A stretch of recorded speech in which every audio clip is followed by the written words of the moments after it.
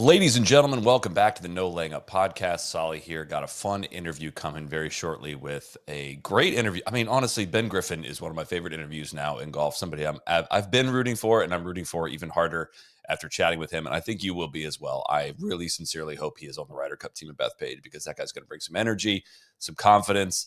And I mean, just listen to him. You're convinced, like, yes, you are. I mean, he is one of the best players in the world, and you listen to him talk, and you're even more convinced. So I'm in, all in. You're going to greatly enjoy this interview. Shout out to our friends at Holderness Bourne for helping set this up. They got some new colors in the Harwood short, the Ivy, and the Andover. The shorts are quickly becoming one of their best sellers. They're versatile for off course too. I would show you, but I have them on as well. I'm actually getting out to the golf course today, and I'm excited to rock some H&B. I'm almost always rocking some H&B of some kind on the golf course, especially their polos. We've worked with them for almost a decade now on their polos, watched them grow as a company, and it's been incredible how much their stuff just continues to get better, even when it was great quality from the very beginning. It's hard to replace some of the shirts that I have of theirs in my closet because they last for a really, really, really long time, but they're constantly coming out with new heat. They got the Amherst colorway, which is a soft purple, the Bedford colorway, which is a soft dusty blue, the Cape colorway, which is a faded coral.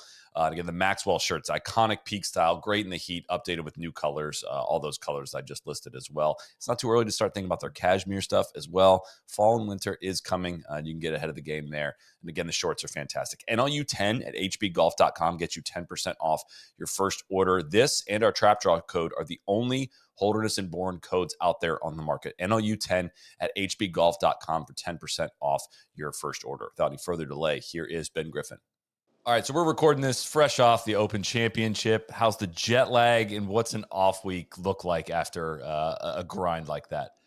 Yeah, it's super easy traveling west for getting over the jet lag. Yeah, first night back, we fell asleep at like 8:30 and woke up at 6:30, and it was the most amazing 10 hours. I feel like nothing beats getting 9 or 10 hours of sleep and waking up early the next day. Like it's literally the best feeling in the world. And for some reason, I can't achieve it very often, but I was gonna say it's so obvious that we should go to bed earlier than we do, I and know. it's just sit in bed and watch Netflix and waste time like every single night. And I don't know when I'll ever learn the lesson. But, like, getting 10 hours if you go to bed at 11 and you wake up at 9, it's not the same as going to No. bed at 9 and waking up at 7 or 8:30 and 6:30, like, that 10 hours, just waking up to, like, the sunrise, man, it's special. It's hard to get. It's hard to get. Random question. I wasn't expecting to go here off the bat, but like, how do you, when you're on the road, let's say it's a tournament where, there's maybe some weather delays, maybe there's some issues with, you're getting off the course late and you're going to be back up early for the next round. Do you ever feel like pressure to try to get to sleep? How do you manage sleep in that scenario? I mean, sleep is so important for performance on the golf course. Well, Like, the biggest pressure there is actually getting dinner at, like, an yeah, okay time. So, like, let's say there's a weather delay and you finish late, and it's like we could use the Open Championship for an example. Let's say, like, for some reason there was some weather and you were one of the last groups, and it doesn't get dark until 10, but it gets light out at 5:30, and you know you're gonna go back out at, like, 6. So you already know the turnaround time's, like, super small. But you're like, "All right, I need to eat dinner." But the problem is when you eat dinner, you almost like your body needs like an hour or 2 to like process it, and then you can go to bed. And that's like one of the hardest things. So I like to do a protein shake and try to do something quick. Like if I'm in an area, get Chipotle or something. And I've seen guys, I can't remember, it might have been it was an event. It could have been Rocket Mortgage. Could have been an event around there, slightly before, where guys were eating dinner before going back out on the golf course because they knew they were going to finish late and then try to go to bed and then go back out. God, I remember watching someone eat a burrito walking down the fairway, like going back to finish their round. It was hilarious. But yeah, it is tough. And then you're also battling like the stress of, is my alarm going to go off? So you're setting like 5 different alarms, and if you're by yourself, it's really stressful. So that's when I bring my caddy into play and say, "Hey, if you don't hear from me by this time, like call the hotel front desk." Because not only are you going to bed at 10:30 or whatever, but if you're going back on the course at 6:30, you're probably waking up at 3:45 or 4 o'clock, and then get their range, everything else. You're probably even doing like a warm up in the gym. At least I do. So yeah, waking up's stressful, but I never sleep well. Never sleep well, and I don't think anyone really does. And so pretty much after that morning round, you're trying to take a nap of some sort and try to catch back up, and then get back on. But yeah, going into like a tournament week, talking about sleep, you know you're gonna have a morning tee time, you know you're gonna have a late tee time. I think the best is when it's early late and you can just knock out that really early round, and then you know you can like sleep in the rest of the weekend, assuming you're playing good. But yeah, it's always the sleep patterns are interesting. Like I track all my sleep data with Whoop, and it's hard to get a green recovery like all 7 days during a tournament week when you go travel and then you have like a quick turnaround time. It's just super hard to keep your body like feeling really good.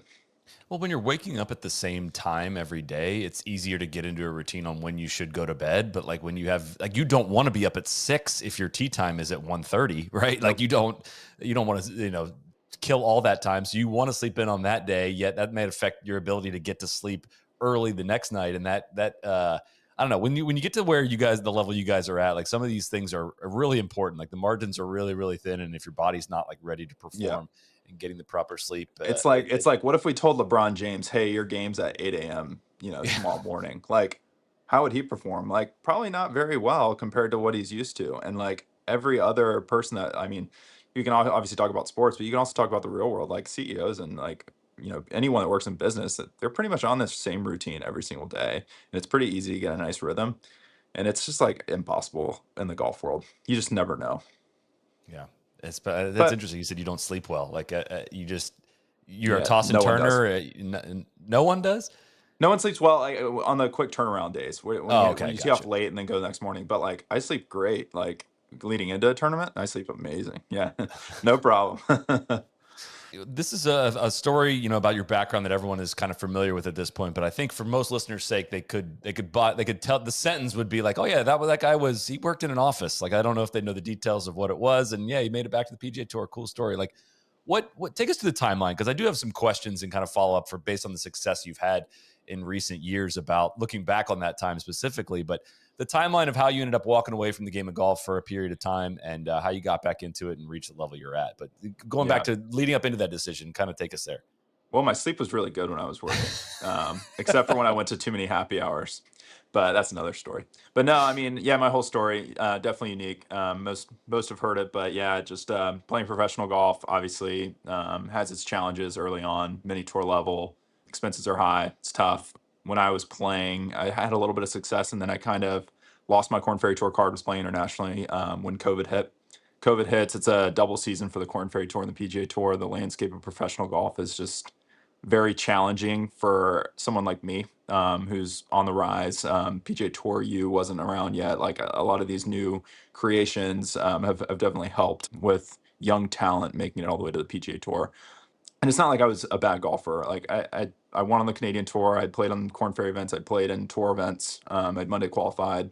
I'd made the cut in a tour event before I'd quit. Like everything was fine. The problem was my bank account was not fine, and didn't want to rely on parents. All my friends that were in the call it the real world, or people, all my friends that were working corporate jobs, they were able to live on their own. They didn't have to rely on parents for rent and everything like that. And so it was tough. Mentally, you're kind of you're battling that. Yes, you have to think about like playing professional golf as an investment, and like you're kind of like a startup, and you need outside investment to get going. But compared to my friends that were analysts for, Goldman Sachs or whoever it may be, like it's just a really different lifestyle. And it's hard coming out of college trying to have a different lifestyle than like your closest friends. And I kind of struggled with that maybe a touch, but the most important thing was I just was out of money, and it was in the hole. Actually, it wasn't out of money. I was in the hole significantly. The only way to get back out of it was to take advantage of the low rates in the mortgage world. So I had to go into the mortgage. No, I'm just kidding. My mom was in the mortgage industry. My dad was in the housing industry. I was doing some stuff with my dad, real estate wise. When I stepped away from golf, I was basically struggling on the, not struggling, but wasn't making any money on the mini tours. Started working, a man by the name Doug Sig, CEO of Lord Abbott Asset Management Group up in New Jersey. Basically, I played golf with him, built a connection with not only him, but mutual friend Randy Myers, who's my trainer. He kind of like, Doug was telling Randy, like, I want to sponsor a golfer who's at, the bottom, like, and work their way up to the tour, someone on the mini tour level or whatever. And he had told Randy that for a while. And then when he found out I quit, he was like, you're my guy. Like, I just need to sponsor you. I didn't realize everything you were going through, because it's hard for me to express that to like members that I meet at Ski Island or wherever it might be, of just like how much of a struggle it can be being on the mini tour level. But once I quit, he was like, "Oh man, like I need to sponsor you. Like we need to get you back in." Sorry to pause here, but when you stepped away, did you think you were done for good with pro golf at any point? Totally. Okay. Totally. Yeah, I was completely done. So me, I had two buddies that were also playing professional golf at the time. Will Register, who's a college teammate, and another guy, Jake Schumann, who played at Duke, which I don't know why I'm friends with him, but yeah. No, he's a close friend of mine. He's great. But we basically, me and Jake kind of quit at the same time. We were both excited to start something new, fresh, where we felt like we could actually see light at the end of the tunnel. Because in 2021 with the golf world, like I could go do Monday qualifiers. I could finish fifth in a PGA Tour event, and it would do absolutely nothing in terms of my career trajectory of getting a PGA Tour card. I could finish third, and it wouldn't do anything because the double season. It's just like I'd make 200 FedEx Cup points, but I'd be so far behind of keeping my card because it's a double season. And so we basically were trying to wait until Q school, and it was just this was, the beginning of the year in 2021. So it was like another 8 months, and we're just like trying to stay afloat. And I think we both just got tired of it. And we're like, let's go do something new. So he became a financial advisor. He's having a lot of success now, which is awesome. And then my buddy Will Register quit later that summer. And he got into the commercial real estate game. So we kind of all quit at the same time, and we were all kind of excited to start fresh. I had never thought I was going to come back to golf. Like Really? and like people say it all the time. They're like, "Well, you probably knew you were going to come back to golf." I was like, "No, I literally I tried to step away from golf as much as possible. I was working during the week. I was going to the lake with my friends on the weekends. I was going to happy hours, meeting realtors, trying to do everything I could to grow business early on. And I was also trying to learn, how to be a good loan officer. I had a lot of good mentors on the team that I was with, the Robbie Oaks mortgage team, and it was a fun little grind for a little while. But basically, Doug called me right when I basically started that job and was like, "I want to sponsor you and get you back." And I was like, "Not right now. Timing's not good. If you sponsor me right now, I'd go play Monday qualifiers all summer and it wouldn't matter." I'm like, "I might be like, let me talk to you in August if something changes, or end of July if something changes. But right now, like, I just want to get away from golf." And it turned out to be an incredible break for me from a perspective standpoint, from rejuvenating, mentally, like, my drive and everything like that. And so, yeah, basically, I called Doug after I had a few signs that were telling me like, "You're 25, you got to go take advantage of your talents that you have." And the couple rounds of golf that I played between March and July, I'd played really well after zero. I mean, I wouldn't go to the range or anything. I'd just go tee it up on the first, play with a realtor, I played in a member guest, and yeah, everything just kind of was telling me I need to go play golf. I drove to the golf course, trying to drive to the office one day, just early in the morning, like instinctual. Which, to be fair, like the office I was working in was right beside the golf course, and I grew up playing the same golf course that I was playing, leading up to when I quit, and so it was easy for me to make that mistake. But I was just early in the morning, and I just wasn't thinking, drove to the golf course, and then my grandpa passed away. He had got me into golf. There's all these kind of signs. I'm not like a crazy religious guy. It's just these signs were kind of hit me, and were like, you need to. I had these. Someone was telling me I need to go play golf, and I called Doug right away. I was like, "Hey, if you still want to sponsor me, I'm about to make a run, and we're gonna go do some cool things." And sure enough, started playing really well. Got through the Corn Ferry Tour. Started playing well on the Corn Ferry Tour in 2022. Pretty much right away, and basically locked up my tour card within a couple months on that tour, and made it to the PGA Tour and started having success. And here we are in 2025, and yeah, everything's changing. But That's awesome. it's been It's a an really cool awesome story. It's story. been a yeah. I mean, Yeah. it's nuts. But yeah, the moral of the story is like, no, I was never gonna come back to golf. I was excited to get away from it, even though my game was good and I believed I could still make it. I just didn't see the pathway like being. I felt like I had better success of being successful in the business world faster than making it to the PGA Tour, honestly. And then when those signs hit, and Doug was there, and yeah, I'm just super blessed. Because you're looking up at a mount, like when you're in that group, like I call it like the blender of there's the number of guys that are in your talent pool essentially when you're a mini tour level is in the thousands, right? It's guys that can go shoot 61 at any golf course on the planet essentially, and it's the next like all the levels you got to pass up to get to where you're at today is super intimidating. And even as talented as Yeah, you are, like the line's just thin. I mean, yeah, it's hard to rank guys when it comes down. It's like we look at the strokes gain data and stuff, and look at our rankings even on tour. And it's like, and you hear guys even in other sports like Roger Federer always talked about how I think he won like 51% of the points he even played over the course of his career. Yet he won, you know, however many majors, Grand Slam titles. It's just the line so thin, and there's just a huge pool of guys, and you just gotta continue to chip away at it and trust the system. And like even Scotty Scheffler, I mean, when he turned pro, it wasn't PGA Tour U. He was playing mini tour golf, and then he got on the Corn Ferry Tour through the Q School. He barely got through Q School, made a big putt to get his card, and then never really won. Finished second a bunch early on, and then got on tour and never really won, and then just broke through. And I feel like he just kind of continued to learn, continue to get experience, and it's a journey for some people. Other people may have success early on, and make it easy quick, but for a lot of guys, it's a journey, and I think that's one of the coolest things, and that's the most fun part about it is honestly the journey. And like Scotty even talks about it, it's like you win these tournaments, and it's just like huge boost of emotion and stuff, and it's exciting. But the most exciting thing is literally just the journey leading up, and then the journeys you continue to go down after you win. Well, I was just thinking about this, like, guys talk so much about status exemptions and what that value is, right? And I'm just trying to think of this like quickly, like if you took like you're the 13th ranked data golf player in the world right now. But if you took away all of your status and you had to start at the bottom right now, that'd be pretty intimidating, right? Like if you just went, if you have you got to go to Q school, you got to go through Corn Ferry, like you'd be playing under a different level of pressure. Whereas compare that to the NBA, like who's the 13th best player in the NBA? I just Googled this. It's saying it's Anthony Davis.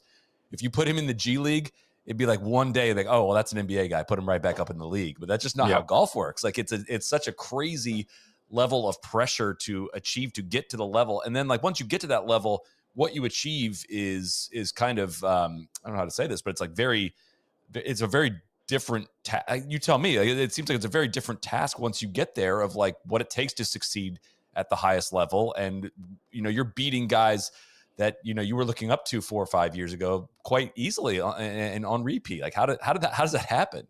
Yeah, I was talking about it on PGA Tour Radio this morning. Just they asked me, is there more pressure keeping your PGA Tour card or getting your PGA Tour card? Or actually, they didn't ask if there's more pressure. They said, is it more difficult to get your PGA Tour card? And I just said, there's way more pressure of making it all the way to the PGA Tour. It's pressure because like you don't know if you're going to make it or not, and you're probably good enough. At least you want to think that way. Everyone needs to think that way. That's on the mini tour level and the Corn Ferry Tour level. They need to think that they are already capable of being a PGA Tour winner. But with the way the rankings work and everything and all these external forces, it makes it really hard to actually believe that as a mini tour player, as a Corn Ferry Tour player, even though they are capable of it. Like for instance, Johnny Kiefer is on the Corn Ferry Tour. Like he's won a couple times. Even Neil Shipley's won a couple times. Like those guys can win on the PGA Tour if they play that same level of golf that they played on those weeks where they won, and they brought them to a PGA Tour event. They'd be in contention on the back nine. Whether or not they get it done, it just comes down to what they do on the last few holes. But yeah, the line's thin, and there's a lot of pressure, and your goals kind of shift. And as you kind of get more and more experience, at least for me, it's like I was playing really good golf, but like none of this everything that's happened kind of this summer. I mean, it's just like I got over the hump and won at Zurich, and then won again at Charles Schwab, and it's just building confidence, building experience, reminding yourself that you can do it, and then it's easy to remind yourself you can do it when you're Once already you've done it. playing against the best players in the world. Like when you're Neil Shipley and you're beating Corn Ferry Tour players, and their rankings are anywhere between 200 and 1,000 in the world. It's hard to believe that you're actually like one of the best players in the world, even though he probably is. I mean, that week he definitely is. So you just got to kind of trust that process. And as a player, for me at least, all I can do is try to work hard every week, out there on tour and even off weeks, try to do the right things to get myself ready to get to that next event and try to get back in the mix. And I'd say that the biggest thing for me now is just having that experience down the stretch, having that experience of beating the best players in the world. It's only going to help me more and more as rookies come out and they're trying to get it done. Like I'm just going to have a little bit of an edge. I like that feeling. Your ball speed, your club head speed is up. And I'm curious kind of what's the driver of that. I mean, you're 117 club head speed on average right now this season. You were just a tick below 115 a year ago. You were 136th in driving last year. Now you're 73rd. You're now 46th in strokes gained off the tee. You've gone from a below average driver to above average. How did you accomplish that? And was that a conscious decision based on the way the game is trending? Yeah, I'd say that's probably a decent answer. Yeah, a lot of it actually started at the beginning of the year. I didn't go into this year actually trying to gain distance or anything like that. I was trying to drive it straighter, no doubt. That's been the biggest thing that's held me back the last couple of years on tour is hitting it straighter off the tee. It kind of cost me a few tournaments, honestly, just not putting it in the fairway enough. My first 2 years, and this year I've put it in way more fairways.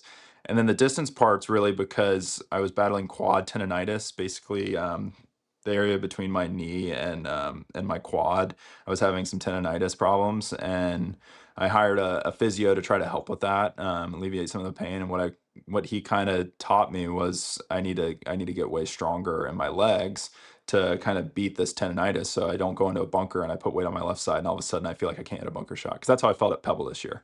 And so this was the fourth event of the year and fifth event of the year. And I was struggling to hit bunker shots. And I was like, I need to change this. And so started working out on my fitness more, trying to feel better, kind of alleviated that tendonitis within about a month. That's probably now, we're closer to like Mexico Open. I'm feeling 100% and finished fourth, sure enough. So like my body's feeling good. And then kind of going from there, I was just really consistent with my workout programs with my trainer, Derek Schmidt. We've been working extremely hard this entire year. He travels with me. I share him as a trainer with Ricky Fowler. So it's been fun to do some workouts together with him even, and then just learn from Ricky. But more importantly, yeah, with Derek, just trying to get stronger, trying to do the right things before and after rounds. And as I started going in I was never really in the PGA Tour trailers much. I was working out or stretching or doing whatever I do before my rounds. Last year at my hotel because I thought it was easier than having to go into a crammed, PGA Tour trailer where sometimes you'll have 10 guys in there and you can't even move. But as I was in there, I was seeing like Rory come in from time to time. I was seeing other guys, seeing what they're doing, some of the top players, how they're working out, and I was like, man, I need to do even more, or maybe even do more than what they do. And so, me and Derek set up a game plan, and it's been awesome to get stronger. And because of that, I've kind of been gaining more and more distance off the tee. And yeah, I remember leading up to the PGA Championship at Quail. I was my literally the 3 weeks prior. All I was thinking about was the bunker right of 16 fairway. It's Hmm. like 320 yards, and every single time we play what was the Wells Fargo, now will be the Truist Championship. Every single time Rory McIlroy teed off on that tee box, he just took it over that bunker. And everyone else in the field is like trying to fit it in left of it, but then there's water and like downslope left. It's just like one of the hardest holes. And all I could think about every single week leading up to PGA was I gotta carry that bunker. And I was so mad because I was literally working out hard and was practicing hard and was swinging hard on the range and I couldn't carry that bunker and it was by like 5 yards every single time.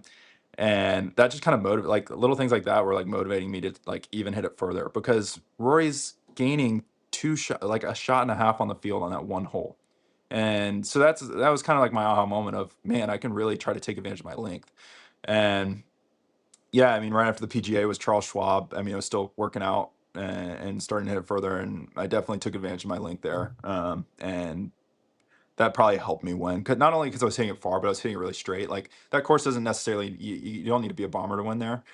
Most holes are like irons off the tee, but there were some holes where I could really take advantage of my driver. For instance, dogleg left number 12 at Colonial Country Club. Most guys can't clear that left bunker. In the final round, I was the longest drive on that hole and took it over that bunker and had a gap wedge in when most guys were hitting 8 irons. And like that's the difference. And so little things like that, like I can't go too overboard. Honestly, like I was struggling. John Deere was my fourth or fifth event in a row, I think, after playing some really good golf, and I could feel my body not it wasn't in good form. But I had committed to John Deere, and I definitely didn't want to withdraw. I wanted to show my support to that tournament, and so I played with a little bit of like lower back tightness, which I'm 100% recovered now. I mean, it was super small issues, but I definitely wasn't swinging like comfortably there. And so it was really good to rest before the open. Felt way better at the open. I just made some bad swings, but yeah, I mean, to answer, I've kind of led on a little bit from what you asked me, Oh, but it's good. yeah, no, it's been fun to chase the speed a little bit. I'm definitely seeing a lot of positive results from it. There's a lot of events coming up where I know taking advantage of hitting it a little bit further is going to be huge. But yeah, it's just being disciplined in the weight room.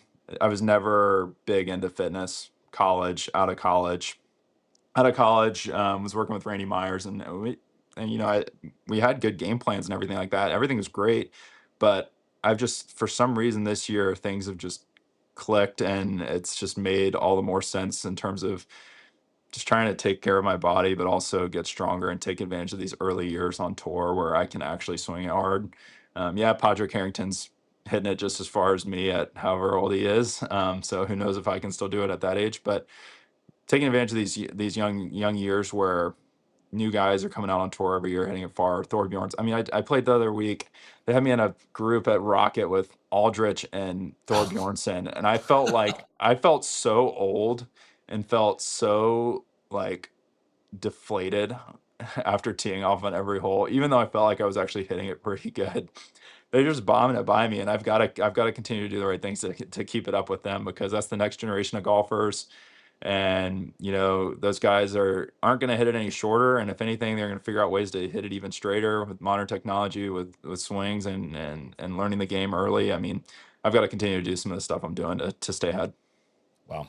Well, it's just funny to hear you say like take advantage of my length, like because by the data golf measures, you were almost 4 yards below average last year, like in distance, and now the way you're addressing golf courses is being able to blow it over bunkers and say take advantage of my length is that's not like easily achieved, it's Yeah. it And the but and the stats probably aren't even like that accurate for this year because, like I said, I was battling quad tendonitis early, so I was yeah. swinging slow all the West Coast swing. Really didn't start swinging faster until a few weeks before the PGA. Like really, Mexico Cognizant is when I started gaining a little bit. So if you actually were to compare like my last 4 months of stats, three Yeah. months of stats versus last year, I mean it's significantly. I'm at a significant advantage from the golfer I was a year ago. Yeah, I mean, I just saw your ball speed average for the year is 177, but I've also seen you live in the low to mid It's probably 180s. 180. It's probably 180 right now based Yeah. on the last few months. But if I want to, like on the range before the final round of the Open, like I was 182. That was without my max fly ball that I normally use on the range. We had some a little hiccup there with my range ball problems, but so with a max fly, I was probably 183 or 184. Oh, that's why you missed the cut then at the Open. That makes sense. Yeah, my numbers weren't dialed. You didn't have your range balls over there, but Yeah, I know, right? you know what ad is coming next. It is the stacksystem.com/NLU code no laying up. I could have done it live in the middle of that interview because it was just teed up too perfectly. I tied my personal record in my backyard the other day with my speed training. I hit 115 miles an hour on the stack radar. It's so fun to do. I started at 106 and now I can swing the stack weighted stick 115 miles an hour with 195 grams on it. And it's just really rewarding. It's a great program. I've stuck with it. I look forward to doing it. I do the stretching routine multiple times a week, even when I'm not doing a stack workout. You can do it every other day or maybe once every 3 days. The app guides you through everything, tells you exactly what weights to swing, and you will see immediate gains on the golf course. I'm amazed at how far my irons are flying and how easy it is for me to get to numbers and power and distances that I've struggled to once get to, or I'd have to work harder to get to. I can cruise at those numbers now, which will allow me to play a lot better golf. I greatly appreciate the system. The wedge system is fantastic. The putting system is fantastic. You're going to get better at golf if you stick to the stack system. Again, the stacksystem.com/NLU, code no laying up, and you will get better at golf if you dedicate yourself to it. It does not take much time. It is some of the most efficient time you can spend improving at the game of golf. Stacksystem.com/NLU, code no laying up for 10% off. Back to Ben Griffin. Kind of coming back to how we started with Doug sponsoring you. How do you go about, and I don't mean like literally with money, but how do you go about paying somebody back like that? Because you're talking about your bank account being in the negatives. If I go to your homepage on PGA Tour, I see $14,857,388 in That career doesn't earnings. suck. No, 8 million this year alone. First question though, did that change your life in the way that you were expecting that it might have? Obviously, if you'd have told, the guy at the happy hours when you're in the mortgage business, first of all, I can imagine you were at those happy hours just be like, I could play on the PGA Tour, guys. You wouldn't even believe it. But We actually did a happy hour at a Top Golf, and I had like 14 different realtors all just like trying to analyze like my golf game. Like they were like, "How do you do? Like, what do you think about?" Like I was basically a teaching pro at a Top Golf, and I'm like, "All right, I'll give you this lesson, but you got to send me some business." They're like, "All right, yeah, yeah."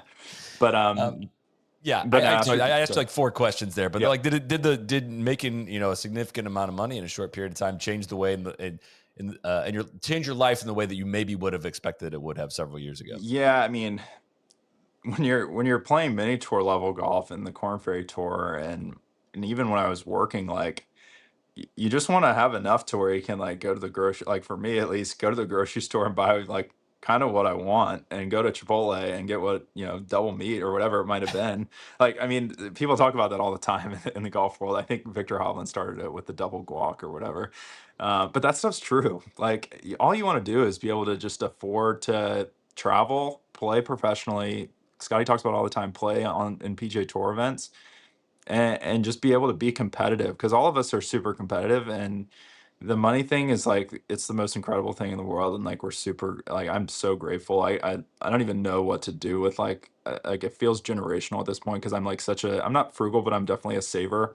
And just like looking at my account, it's crazy to even think about and process. But um yeah, I mean, all you want to do at those early levels is just be able to afford to go and play and not have to think about it, not have to think about your rent payments or anything like that. And so, yeah, I mean, to look back 4 years ago and look at where I am today, like, did I expect it to be quite like this? No. But like, did I believe that I could be as good of a golfer as I am? Like, absolutely.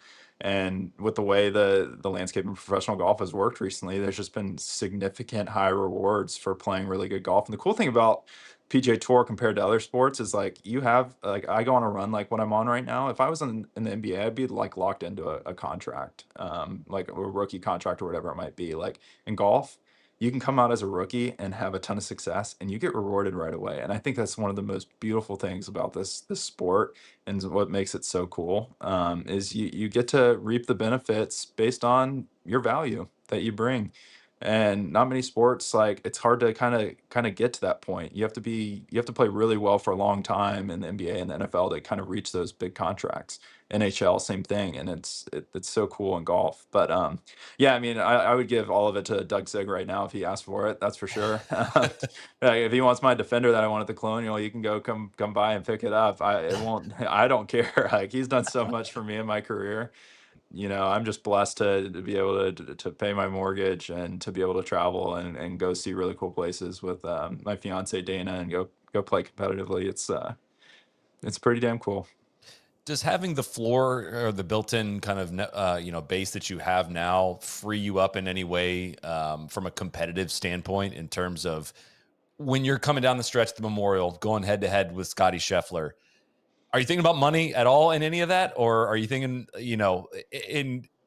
are you able to focus on the moment and trying to win the golf tournament? Yeah. I'm curious, and has that evolved over your career as well? Yeah, the money is just the byproduct, but early on in your Right. career, it doesn't feel that way. You're thinking about it.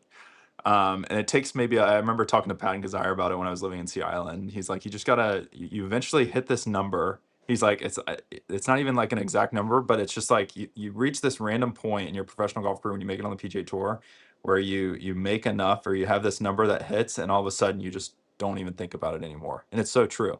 But early on, like, all you think about is what the difference is if I was one shot lower or whatever. And like now I'm at the point where, yeah, I'm just trying to win golf tournaments. I mean, I went on a run, this last run that I was on, where I won a couple times. And I remember texting my financial advisor and been like, "Yep, here comes another big one," like every week. And it's just like, "Yep, you ready for the next one next Wednesday?" And then and boom, we just add another chunk to the portfolio. And but yeah, I mean, on the golf course, I'm not thinking about it really much at all. I mean, you know of it, but like in the moment, you're just thinking about trying to go as low as possible. I mean, there's so much we're playing for, and it's all external, and all that stuff honestly just gets in the way. I'd say one of the biggest advantages, though, and I talked about this, I mentioned it earlier about being on the radio this morning for PJ Tour Radio, but they asked me another question. They asked me another question about like having money, like the difference between being on the Corn Ferry Tour and the PJ Tour, and it's like now I'm able to invest more into myself. So like my physio, my trainer's like traveling with me every week. Like you can't do that on the Corn Ferry Tour. You can't do that on many tour levels, and that's only going to make me a way better golfer. Like I have my foresight quad that's measuring every single shot I hit on the range, and I have my max fly balls most weeks on the PGA Tour, with the exception of last week, which is just a hiccup. I hate that I'm bringing it up. Like hopefully I don't see this, but No, like, stuff like that, like, it helps me so much more than, like, the players coming up, like, and I'm used to the PGA Tour conditions, so the next year, I know all the golf courses, like, there's so many advantages to staying on the PGA Tour, and I think if you invest your money correctly and you don't spend all your money on fancy cars and all these things, and you actually invest in, like, becoming a better golfer, like, you can really reap a lot of benefits that are handed in our direction. Well, not only that, you're involved in some off-course business related stuff these days, and is that more? Tell us about that one, and is that more of a financial investment, or is this are you spending a significant amount of time uh, building a business that you're working on? Kind of tell us a little bit about that.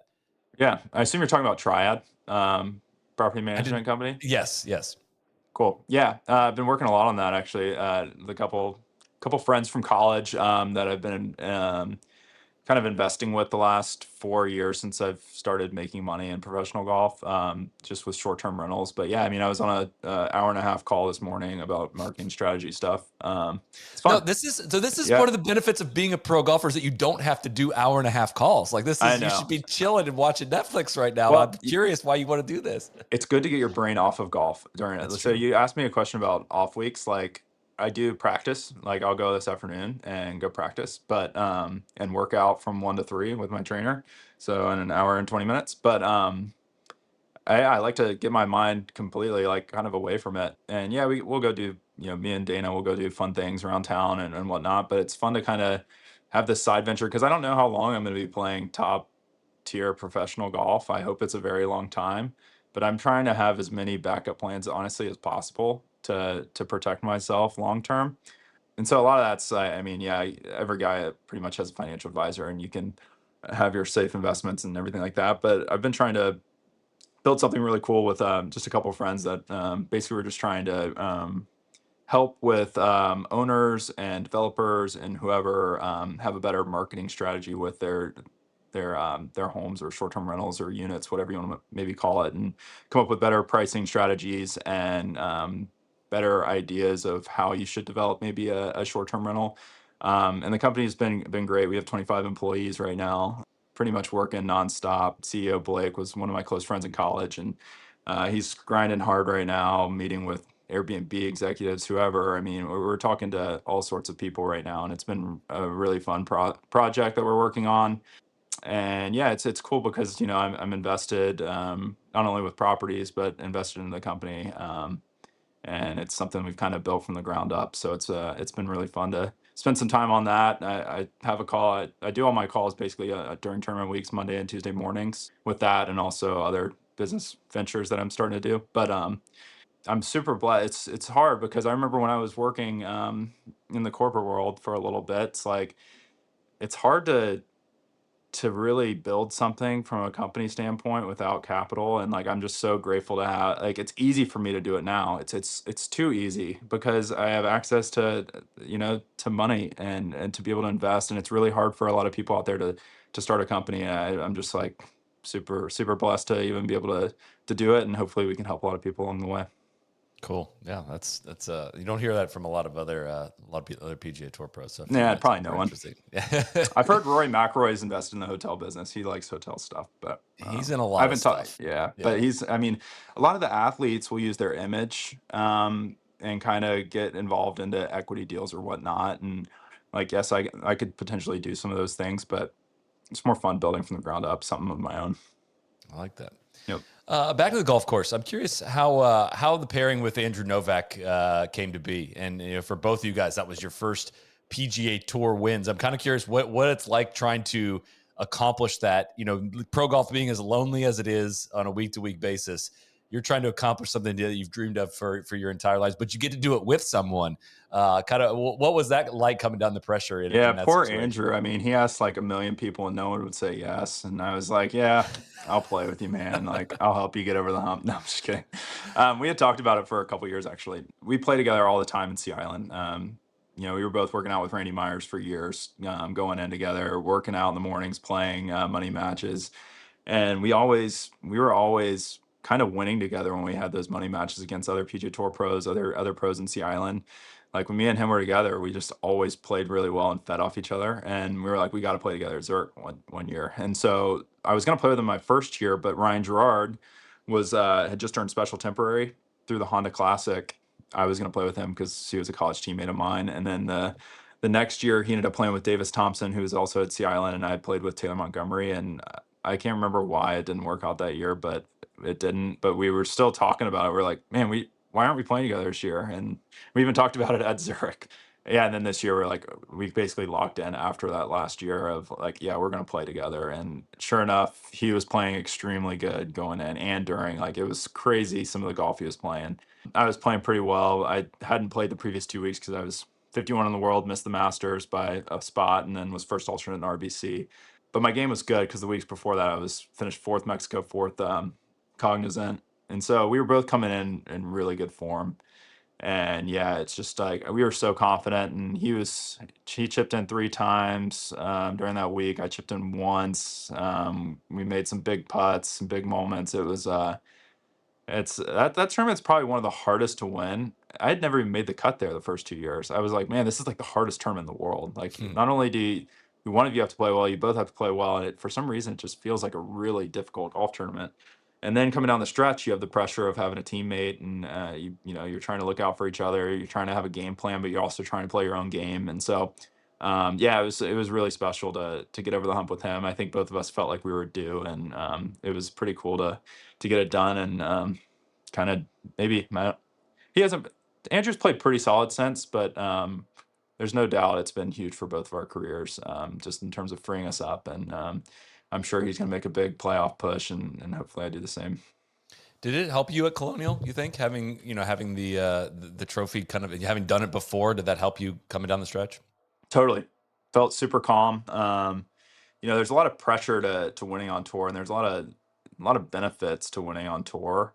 And I hadn't locked up like PGA Tour retirement. You don't get any of your retirement money unless you play on tour for 5 years. It doesn't vest until that fifth year of playing 15 events. And so, me and Andrew both knew that when we won Zurich. Like that was the first thing. I think we talked to Rappaport about that, and he's like, "What are you talking about?" I was like, "Yeah, every single player, no one gets retirement benefits unless you're on tour for 5 years with 15 events each year." And so, yeah, that basically locked that up, which was huge. And then you also have the 2 year exemption on tour. And we're also so high up on the FedEx Cup that, like, you know, you're not going to lose your card. Like, you're not going to I wasn't going to miss the playoffs. So I had nothing to lose. And, coming down the stretch against Matty, I mean, he has way more to lose than I do. And I was just, building off the confidence from the previous weeks, was playing really good golf, and felt really confident in my physical game, but also just calm and collected because I had the experience of winning. And so, yeah, coming down the stretch, I felt great. It was playing extremely tough. I didn't hit the green in regulation on the last 6 holes, and I felt like I had one bad swing in that stretch, which is, I looked back on it like a couple days after and was going through the shots, and I couldn't believe how hard it was playing because I literally had one bad swing on the last 6 holes. So Firm. hard. But it was a pretty cool moment. So he chips in on 18, and you have a putt that I would say is short enough that it would have been a really bad situation if you had missed, but not long enough to be a gimme. Oh What yeah, 4 footer. like take me to that. Like that's a nightmare putt to win. I'd rather have an 8-footer, I think, or a 2-footer. Like that's in the nightmare zone. So like how do you possibly have in your headspace like hey, I've made 1,000,000 4-footers in my life when you know what's on the line with that putt? That's you were not in the Masters, I think, as of that point, right? That's Mm-mm. I guess top 50. You were looking good for that by the end of the year, but you want that ticket locked up. Like, what are you thinking about in that moment, and how did you feel standing over that putt? Yeah, I made the exact same putt when I went on the Mackenzie Tour, the Canadian Tour in 2018. I had a 4-footer, 4-footer on the last hole, left to right, left edge. And I remember over that putt in 2018, all I kept telling myself in my head was left edge, left edge, left edge, like just on repeat, just to concentrate on what I was trying to do and not think about anything else.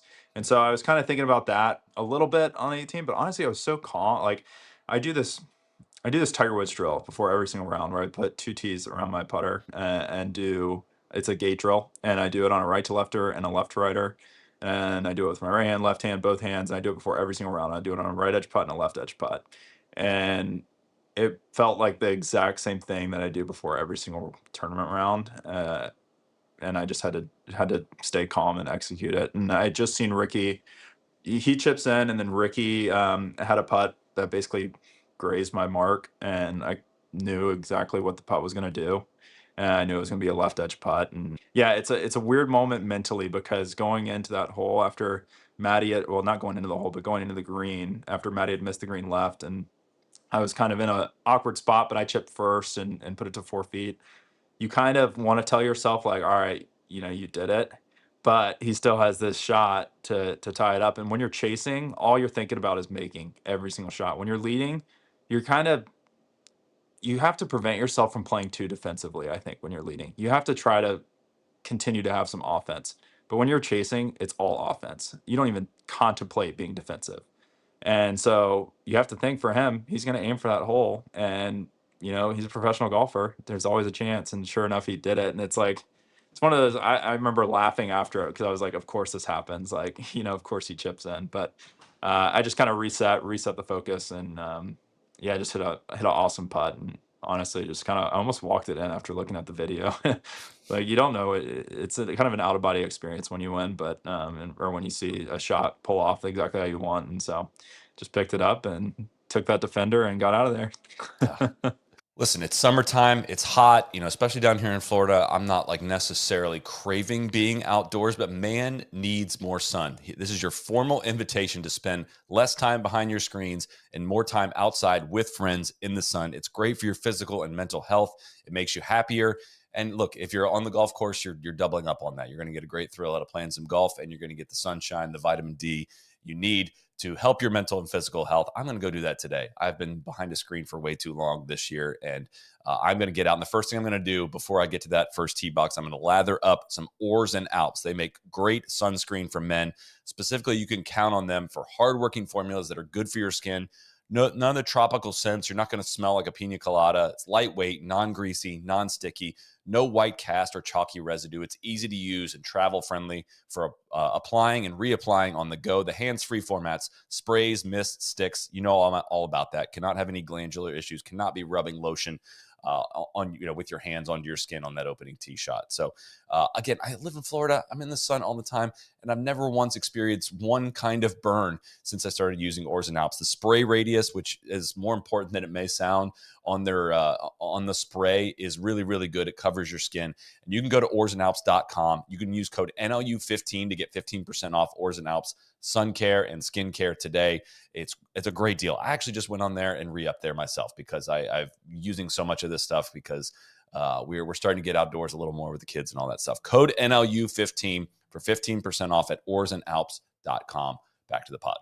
There's something to when you're in a pressure situation. This can go for any golfer anywhere in the world. If you're trying to break 90, trying to break 80, trying to break 70, whatever it might be, you're trying to win the Schwab, of like the feeling of let's go do this. I'm gonna do this. Like I am here to do this right here versus what could go wrong in this exact moment. And it's I don't know. You're playing that well all week. You're probably in that mode. It's probably I'm probably making it more dramatic than it probably was internally. But I think all of us watching will sit here and say, "Gosh, I have had 4-footers that have had a lot less on the line, and I have panicked over in some way." And I just find the process.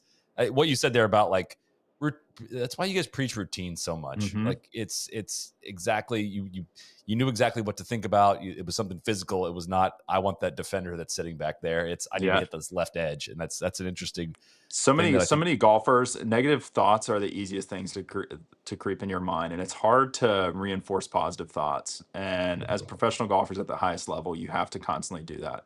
And you can't get frustrated. We've seen golfers get frustrated this year. It's not good.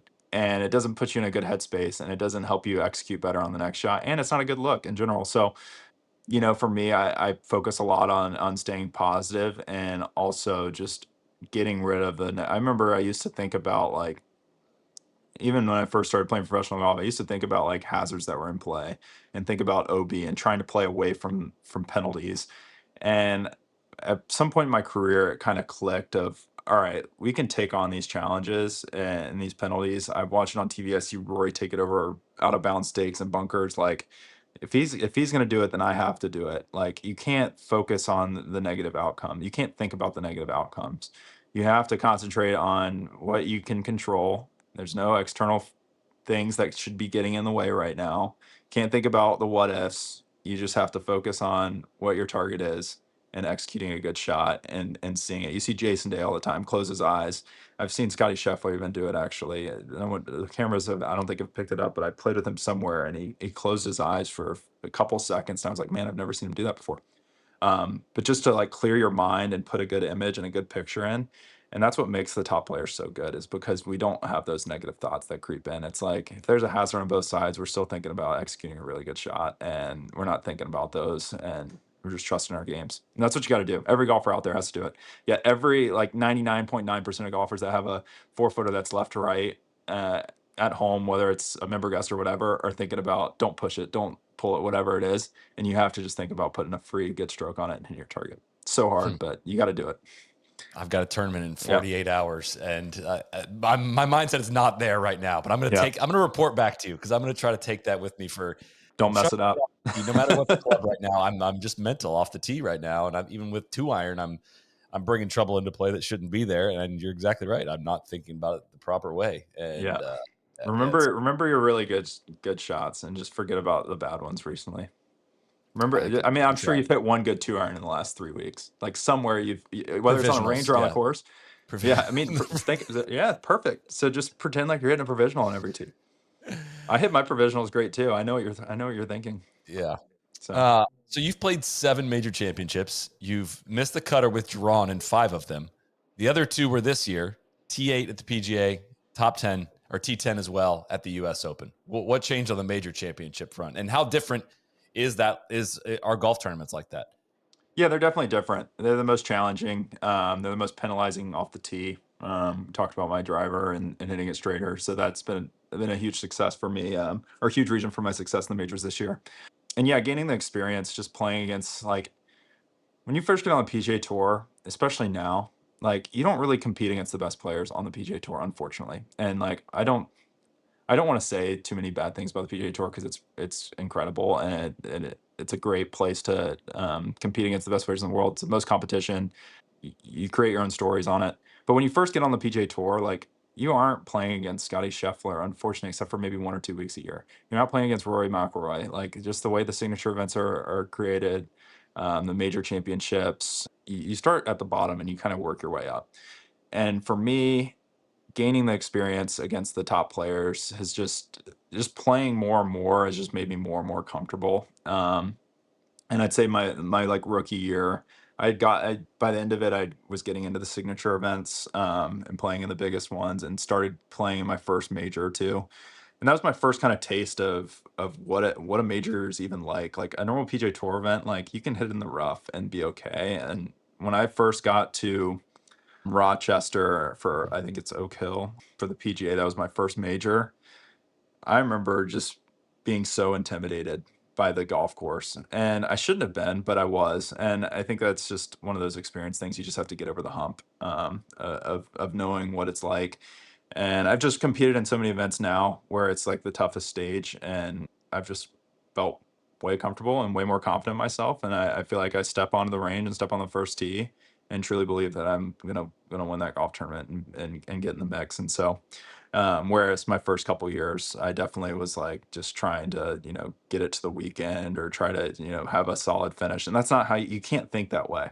And I hate myself for like kind of thinking that way back then. But now I've just got way more of a winner's mentality and way more of I'm ready to just shock the world, I guess. Even though maybe it's not even shocking the world at this point in my career, but feels like it to me. Well, that's had to have paid off at Oakmont then. I mean, if you were Totally. intimidated by Oak Hill, when you get to Oakmont, you had to just be like, that mind shift.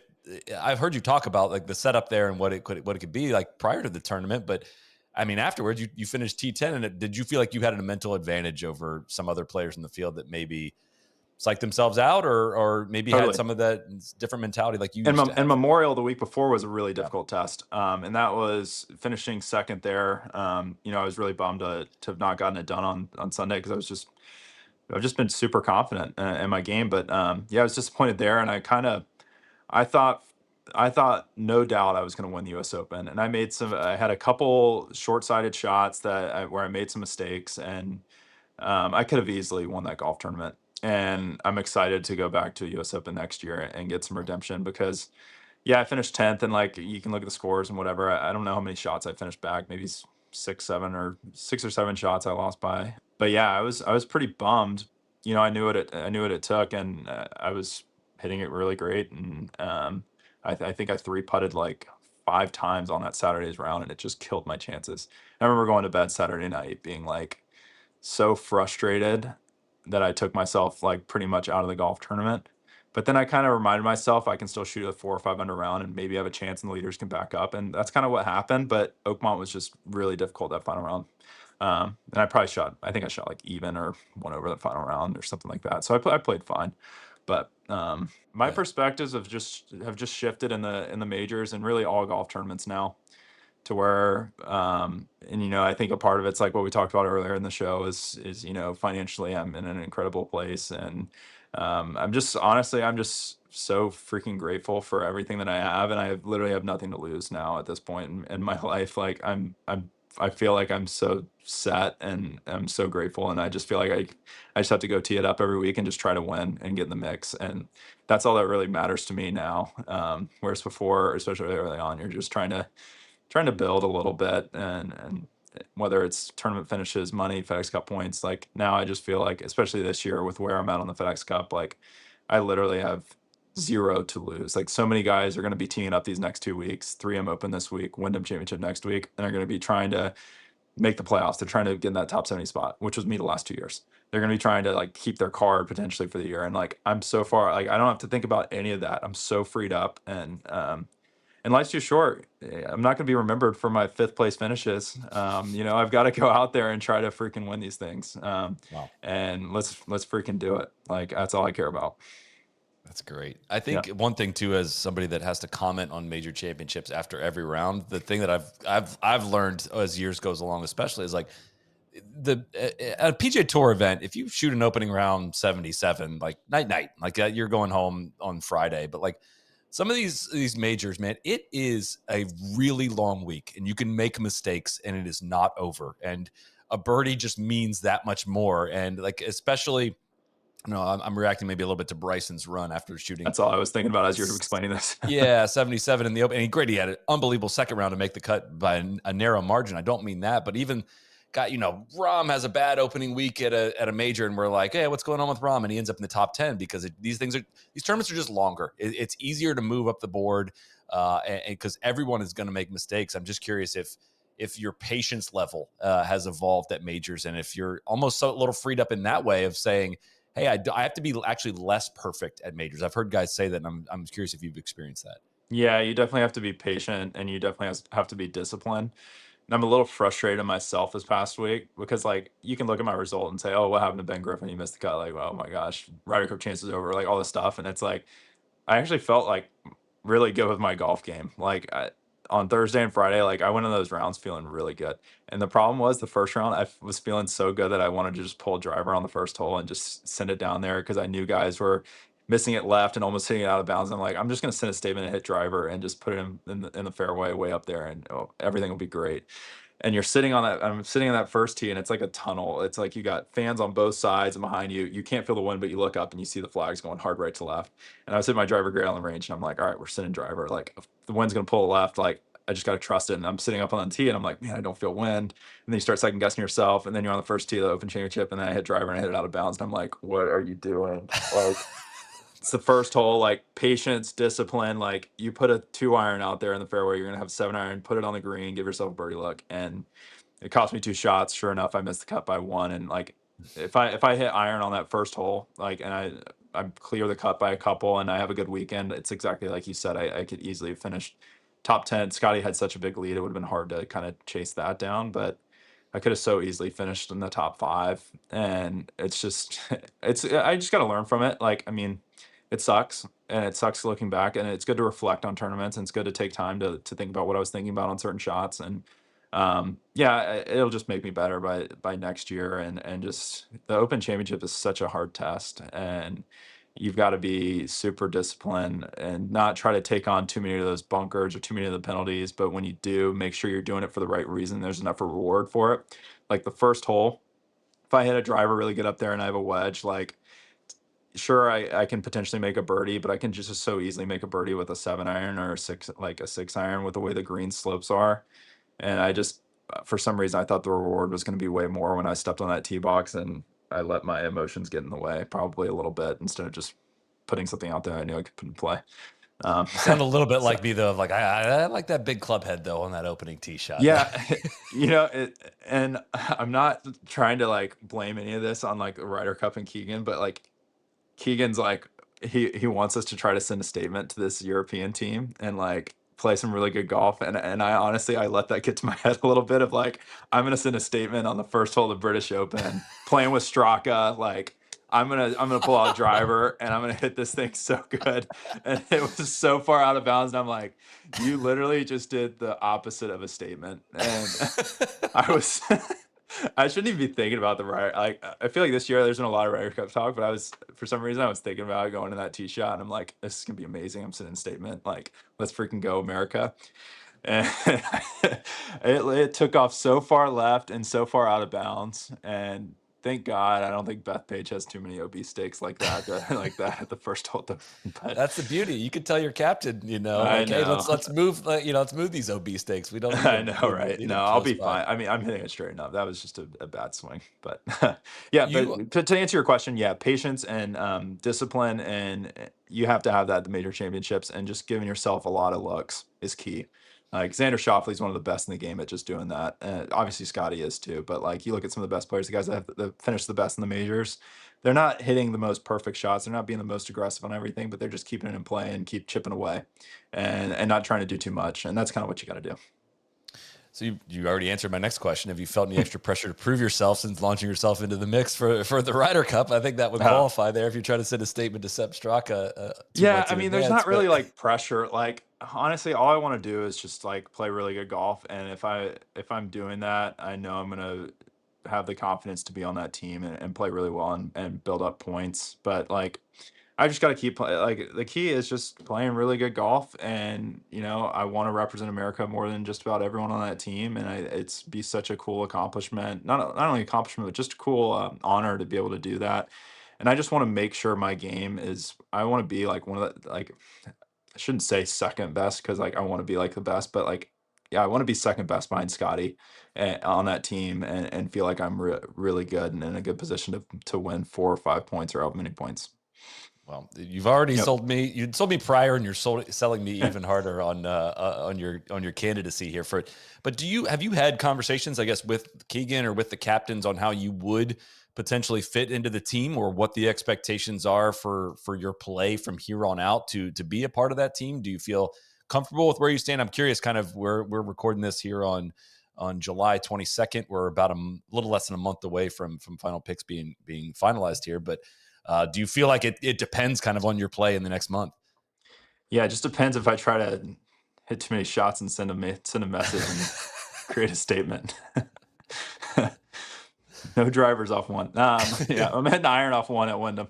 But no, yeah, I mean, look, if you're not in the top six, you don't know if you're going to get picked or not, and that's all I can control is being in that top six. I'm right there, so all I got to do is play good golf, and I'll get one of those automatic picks. There's definitely a huge opportunity for some Americans to step up in terms of those captains picks because, like as we saw with Goddard up, he's all of a sudden entered himself into the picture. It's kind of very similar to what I kind of did, back in the spring. Is like you kind of anyone can enter themselves into the picture. Like Jake Knapp's been playing incredible golf this year, and he's no one's even mentioned him at all. But if he had a couple better Sundays this year, he'd easily be in the picture. And all he has to do is play really well in the playoffs, and he could all of a sudden, be a captain's pick or earn his way. So there's a lot of guys that can play really well. Like for me, I've just got to play. There's no expectations or from the captains or anything like that. Like all I've got to do is try to earn a spot.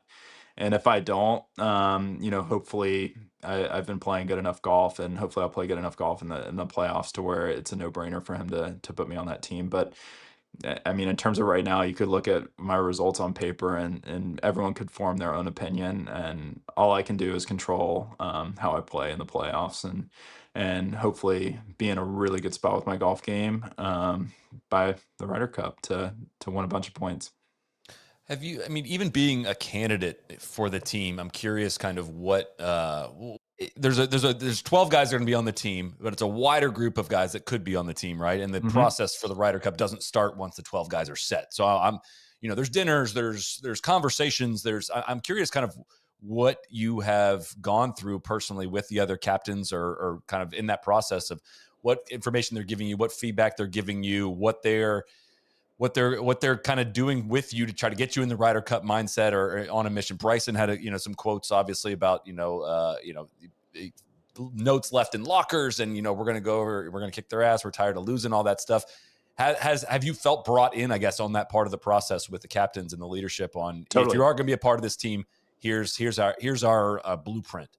Yeah, totally. Yeah, just trying to create more of a culture this year. We see it from the Europeans every year, how brought together they are as a team. And I think this year, like, Keegan's not joking around with anything. Like, he's trying to make sure everyone who potentially has a chance on that team kind of feels like they are almost on the team in a way, right now, to where they can talk to other players and build relationships and get close with one another and feel no intimidation, talk to the captains and ask questions about things. And so, yeah, I think right now like, yes, we're trying to play. All the U.S. guys are just trying to play really good golf to kind of, you know, create some maybe fear in the Europeans of, like, because I think right now a lot of people are talking about how strong the European team kind of looks. And I think the Americans, we just have to step up and play some really high quality golf leading to the end of the year to build some confidence. But yeah, I mean, there's no like strategies being formed right now. I think the biggest thing that the captains want is just us to have a lot of self belief that we're all going to be on that team, and self belief that we're going to play really good golf. And there's not much else you can really do. Like, after the tour championship, I'm sure there'll be some game planning of trying to, if individual guys want to go up there or go up together with any other guys to go play Bethpage, go do that. I know there's talks about potentially trying to get guys to play in Napa, as many guys as possible, to try to, create a little team trip there with some competitive golf to it. But other than that, I mean, guys are just focused on the kind of the end of the year and playing really good golf. It's kind of hard, I think, as a captain and also as a potential player, to kind of put your mind too much on something that's pretty far away in terms of what else is at stake the rest of the season. Um, for me, I have the Wyndham Championship next week, which is an event that I grew up going to. I got a sponsor exemption a few years back and finished fourth. Like, it's kind of like Scotty Scheffler's Byron Nelson. To me, it's one of those events that I've always wanted to win, just being in the state of North Carolina. So, like, trying to win that. If I win that, I mean, I feel like whether or not I lock that up on the top six, I mean, I'm sure that would earn me a spot on the team. But I've just got to continue to chip away at the each individual competition that I have, and then hopefully get to the September and Bethpage and get rowdy with the fans and put on a show.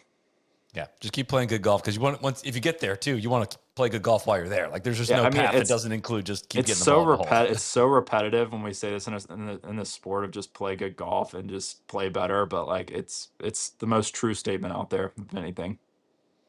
What has been, of all of this rise, what has been the coolest moment, or the coolest thing that's happened to you? And I don't mean just like winning. I mean, like, oh, Tiger Woods came up to me and said this, or I can't believe I'm talking to this guy right now, or so and so knows who. What has been something that's happened that's just been like, holy crap, that is really cool, and it has been really rewarding.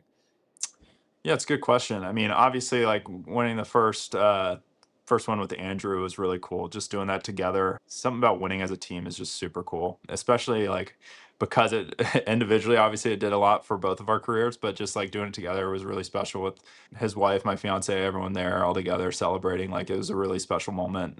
Having just our whole teams there. It's really special when you kind of get over the hump and you can celebrate all together. I'm trying to think of, like, an individual person or something like that. That's kind of, uh, I mean, just I guess you go to the memorial. Like, I had a lot of talks with Jack Nicklaus. I talked to Jim Nance for like an hour one day. It's just like conversations like that. I mean, if you go back to when I was working, like, I'd be like, that's freaking crazy. Like, Right. but in the moment, like, I don't really like realize all of it because I'm just trying to live presently.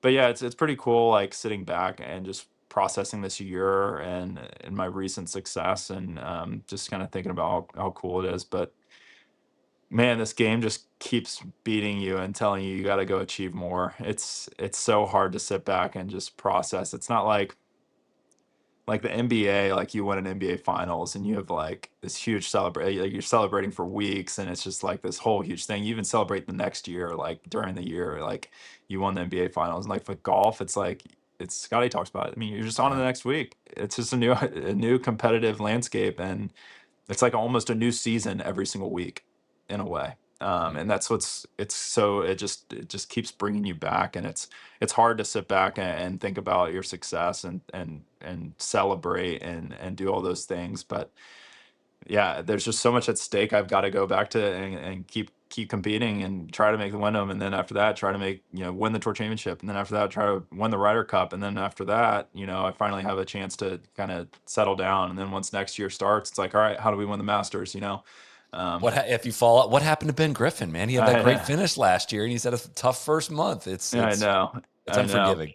Yeah, it's super unforgiving, and like, gosh, so many people even like will ask me like random people I'll meet like at a restaurant. They'll be like, "Whatever happened to like Justin Thomas and Jordan Spieth?" I'm like, "What are you talking about? Like, Justin Thomas won this year, and Jordan Spieth's been in the mix a bunch. It's like just because he hasn't won a trophy doesn't mean he's like a bad golfer, and because he's 70 on the FedEx Cup, like people, a lot of people don't realize just again how thin the line is, but also like it's hard to play like really high quality golf 24/7. And if you go a couple months where your name's not mentioned as much, people are like, even like me last week, like, all right, what happened to Ben Griffin? It's like, guys, I've played one event in like 3 weeks, like, and I missed the cut by a shot and could have easily made it and finished fifth. It's just like it's golf. It happens, and you just go to the next and you try to get back in there and try to lift a trophy.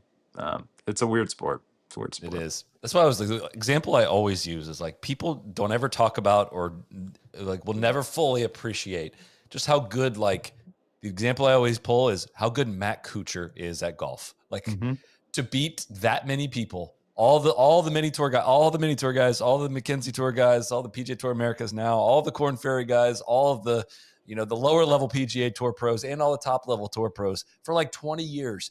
It's absolutely insane to be that good at golf on that consistent of a basis. And to what you're saying of like how unforgiving it all is it's a lot of people have hot runs and whatnot, but can you make it last? Can you like truly elevate your game? Is again something that's kind of it's not even if you do, it's not recognized maybe in the way that it probably should, because people just like the big sexy splashes and the big trophies and Yeah, and everyone's got their own things they're dealing with, whether it's their body related, whether it's, something going on at home. You never know. I mean, like look at Xander Schauffele this year. Like, sure, he hasn't had as great of a year as he's had in years past, but he's coming off his rib injury and he's trying to get back into his proper form. And there was no doubt he was gonna get back to where he was. Like, I mean, he played very well last week at the Open to finish. I think he finished maybe top five or so. But like even guys like that, it's like even Cantlay, for instance, like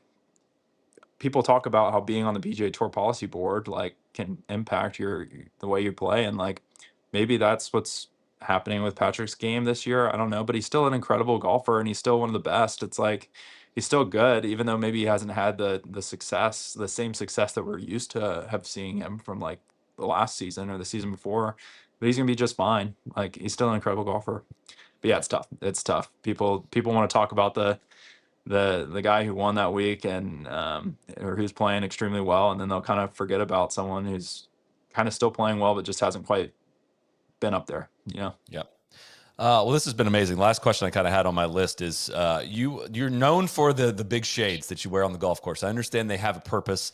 Could you tell us about that one? And do they work in all scenarios, all lights? If it gets dark, if it rains, is there ever a time period where you're taking them off? And kind of tell us a little bit about the purpose they serve.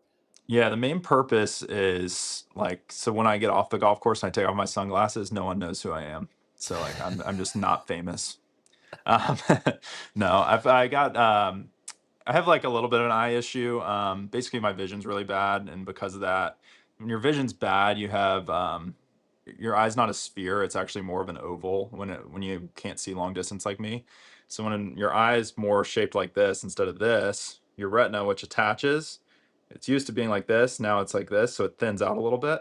So I basically have like my retina was thinning, and I was experiencing floaters last year, at high risk of retinal detachment. I had lattice degeneration is what it's called, and so I also had retinal holes. I had 8 holes in both eyes, which basically means like I had these gaps between my retina connecting to my eye, where I was at pretty high risk if I hadn't gotten like the laser surgery done to get it fixed. I actually just went back in for a checkup right before the Open, and I'm 100% good, at least for another year.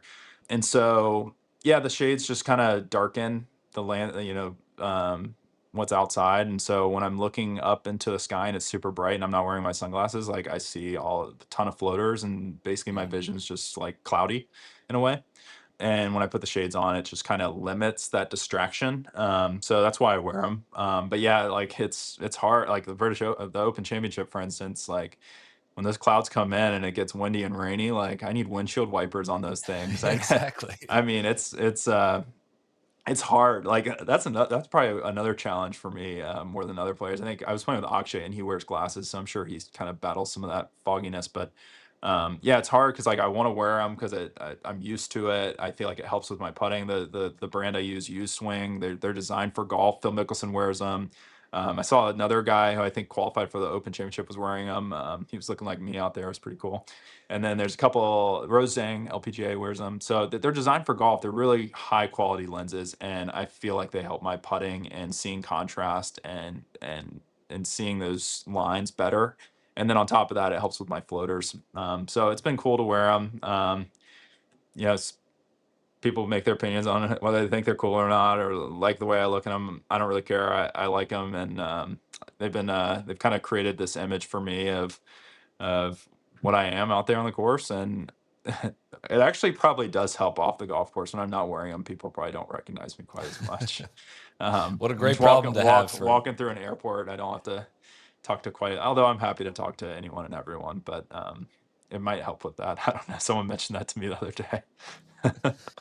Well, all right. Well, we're going to let you go. I greatly appreciate the time and stories. This was absolutely fantastic, and Hey congrats on man, all of your success. And hope it continues, and hope it continues on to Bethpage. And don't be afraid to send a few messages out there to the other team over the next several months. I'm sure I'm there's gonna not as swing much as OB hard as possible with the on driver. that opening tee shot, but really appreciate your time. Best of luck, Ben, and I'm sure we'll be chatting soon in the future. Yeah, of course. Thanks for having me.